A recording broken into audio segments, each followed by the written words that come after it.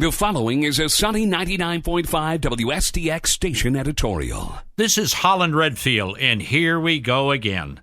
It seems these days the editorial department has been put in the position of bearing bad news, and today is no exception. We are going to focus in on WAPA. You guessed it, WAPA is going for a rate increase. Oh, in the name of heavens.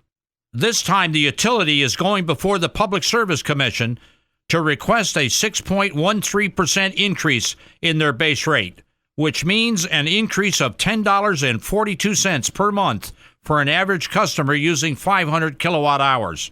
And oh yes, the water customer will be hit too, with a monthly charge rising to about 6% or $3.39 per month for an average user using 2,400 gallons.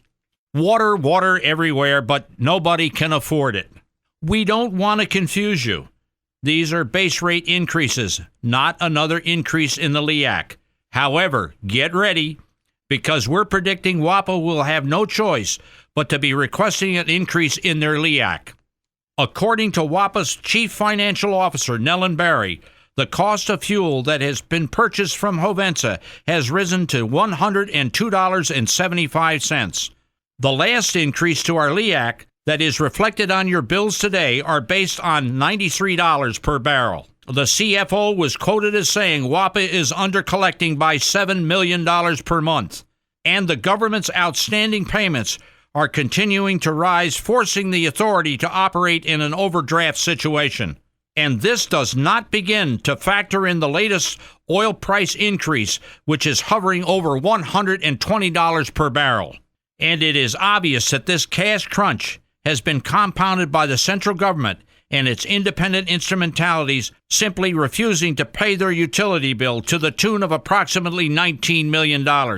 And let you try that and find out how quickly you find yourself in the dark. Look for the authority to be forced to have an emergency meeting within the next 2 to 3 weeks, where it will have no choice but to pass a resolution to allow itself to engage in short-term borrowing. Clearly, if the government of the Virgin Islands and its independent instrumentalities paid what they owed, WAPA would not be forced into short-term debt to meet its obligations. We are predicting that at that upcoming meeting, they will be forced to deal with the LEAC, and you can count on a request to the Public Service Commission for an increase in the LEAC. We will not even venture to guess as to what the increase might be. The bottom line is, hang on. Things are not looking pretty out there. We stick to our position that the central government and its independent instrumentalities not paying their WAPA bill in a timely manner begs to be tested in the U.S. District Court under the Equal Protection provision of the United States Constitution. We call on the executive and legislative branches of government to get down to the business of leading. The customer begs for long and short-term solutions. And let there be no mistake, the voter will not be in a good mood in this upcoming November election. Sunny 99.5 and WSTX welcome your opinions. Please email your comments to our editorial department. Our email address is editorial@viradio.com. Sunny 99.5 and WSTX reserve the right to air your views. Please include your name and other contact information.